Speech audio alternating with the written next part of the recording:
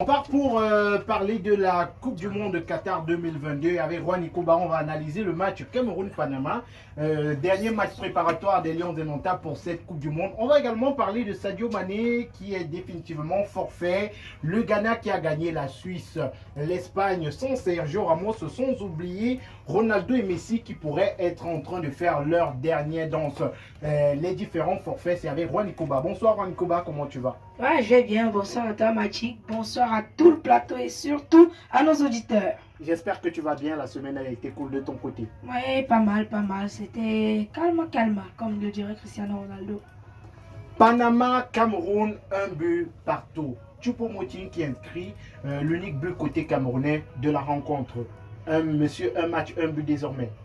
Oui, un match, un but pour Eric Maxime Choupo-Moting qui ne cesse plus de marquer ces derniers temps. Parce que, bon, en vrai, je me souviens pas de la dernière fois qu'il a pas marqué. Donc, Choupo-Moting est en forme actuellement.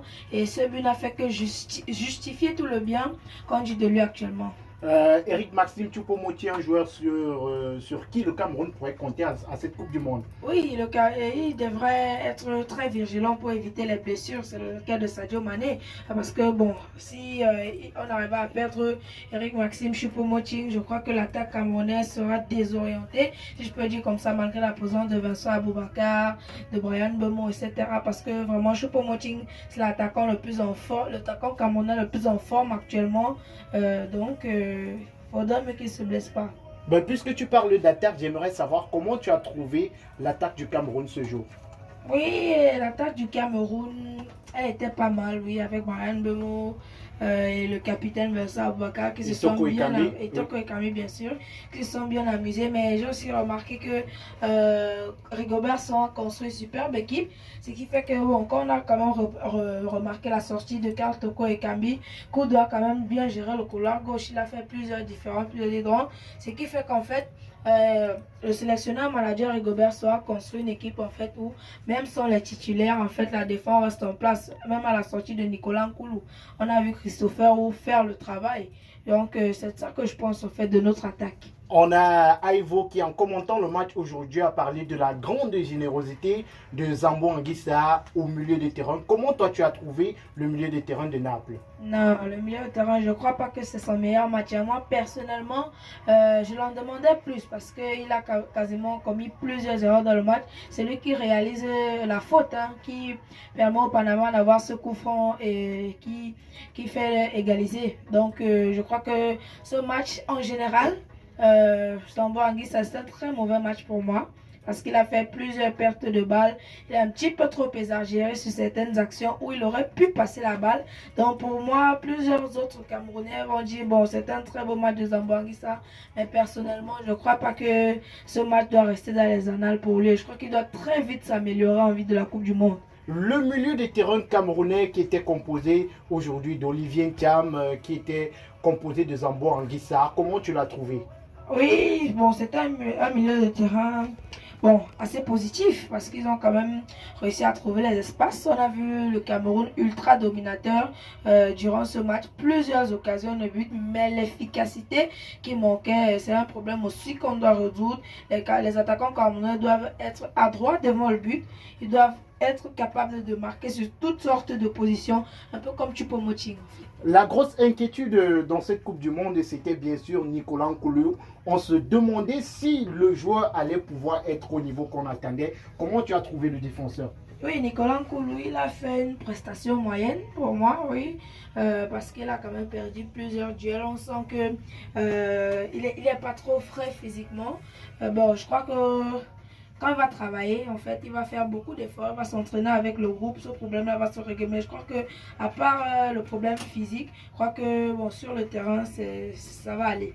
Castelletto, Nicolas Nkoulou à l'axe du côté droit, Faye Collins du côté gauche, Noutolo. La défense camerounaise est-elle prête à barrer les assauts des équipes comme le Brésil, la Serbie ou encore la Suisse qu'on va affronter en Coupe du Monde? Si moi je devrais modifier quelque chose dans la défense, je crois que ce sera le couloir droit avec Collins Faye. Oui, parce que je crois que Collins Faye, il a fait une belle Coupe d'Afrique des Nations, mais ce match n'était pas son meilleur match. Je crois qu'on doit, pour cette Coupe du Monde, Il doit faire mieux.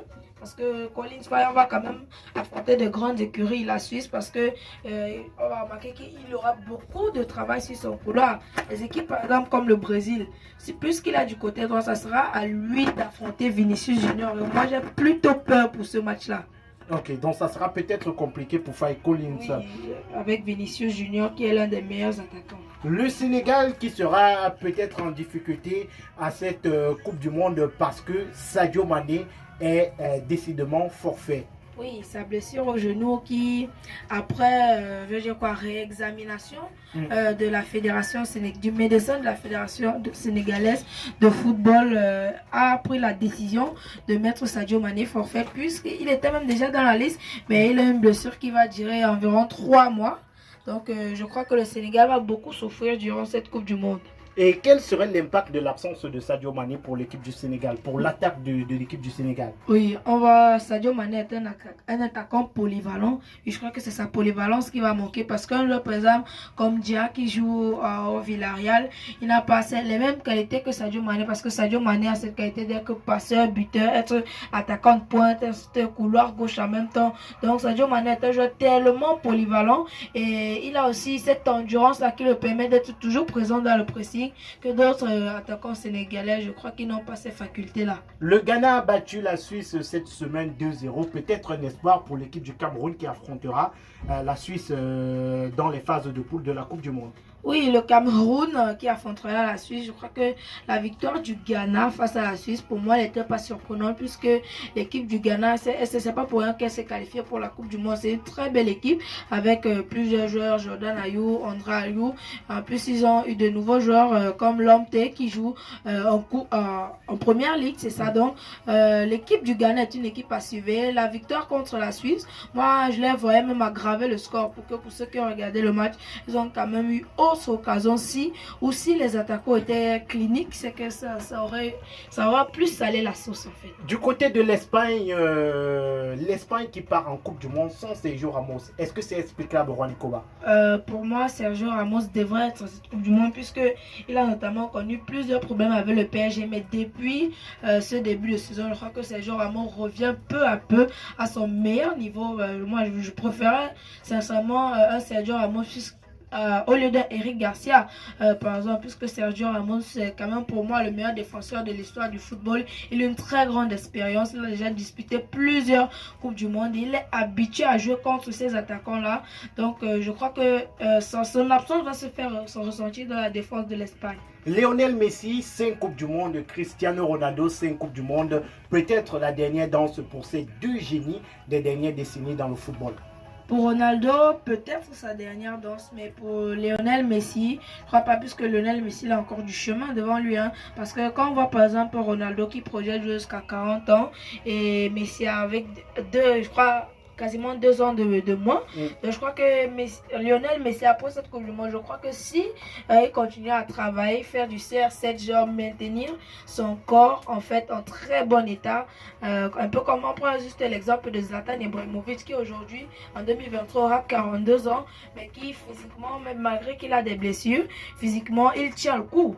Donc, je crois que si Messi fait énormément de travail, qu'il maintient son corps en santé, je crois qu'il peut encore disputer après celle du Qatar, au moins en Coupe du Monde. Youssoupha Moukoko, qui est l'un des plus jeunes joueurs à cette Coupe du Monde, c'est quoi ton avis sur ce joueur-là? Sa sélection m'a tellement surpris avec l'Allemagne. Bon, je crois que pour ceux qui le regardent en Bundesliga, pour moi, il n'est pas le meilleur.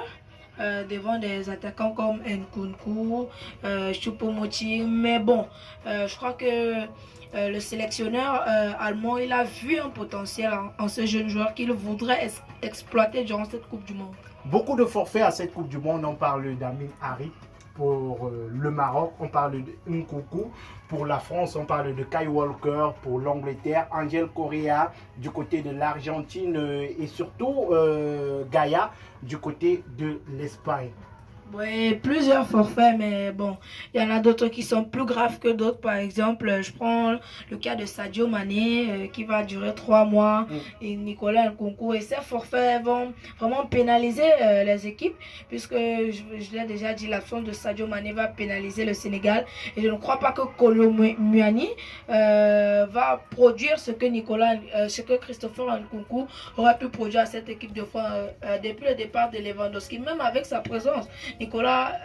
Christopher Nkunku était quand même le meilleur joueur de Bundesliga. Et cette saison, il ne fait que le confirmer. Donc, je crois que son absence, malgré la présence de Kolo Muani, va être flagrante à l'équipe de France. Donc, beaucoup d'équipes qui seront handicapées. On parle du cas du Maroc avec Amin Harit, qui est l'une des révélations de cette année. Oui, Amin Harit qui, malheureusement, lors du dernier match, un peu comme Sadio Mané, s'est fait faucher et s'est fait opérer. Donc, il ne pourra pas jouer la Coupe du Monde avec le Maroc. Mais le Maroc reste quand même avec plusieurs atouts. Je pense notamment à Hakimi, à Hakim Ziyech. Je crois qu'ils vont faire le travail et le Maroc pourra un peu plus enfoncer le bouchon. Merci Juan Ikoba pour tes analyses, surtout ces dernières actualités sur la Coupe du Monde qui commence dimanche prochain. Oui, merci à vous. Et à rappeler que la Coupe du Monde, bien sûr, commence dimanche prochain, le match d'ouverture qui opposera le Qatar à l'Équateur. Je voudrais savoir quels sont vos pronostics. Pour moi, je pense que le Qatar va battre l'Équateur 1-0. Oui, et pour toi, Armel? Armel, ton pronostic pour le match Qatar-Équateur? Personnellement, moi je suis avec le Qatar. Ok. Vu que c'est. Bon, en fait, moi Le c'est pays organisateur. Ouais. Et je crois que pour le premier match, donc, ils vont essayer de pousser. Ça peut aller quoi. Donc, je peux dire Qatar-Équateur 2-0. Qatar-Équateur 2-0. Et Hélène, c'est quoi ton pronostic Hélène? Déjà, moi, je ne suis pas trop à faire match. Je vais placer là-bas à nul. Ouais. Oui. Match nul. Match nul. Et Juan Ikoba, c'est quoi ton pronostic, toi? Pour moi, mon pronostic, le Qatar, en tant que pays organisateur, ne devrait pas d'entrée faire une faute. Donc, je crois qu'ils vont forcer et trouver la faille par une seule fois dans ce match. 1-0 comme Oui. moi, dans tous les cas. La semaine prochaine, on va venir avec tous les résultats de cette première semaine, toutes les informations sur cette première semaine de Coupe du Monde. Merci Juan Ikoba d'être passé dans notre studio. Oui, c'est moi qui vous remercie de m'avoir invité. N'hésitez surtout pas à aller suivre Juan Ikoba, il n'a que 12 ans sur ses plateformes digitales. Sur Facebook, Juan Ikoba, R-H-U-A-N-E. Ikoba, I-K-O-B-A. Et sur YouTube, Juan Ikoba Info Sport. Vous partez et vous aurez toutes ces actualités, toutes ces vidéos, toute l'actualité sur la Coupe du Monde.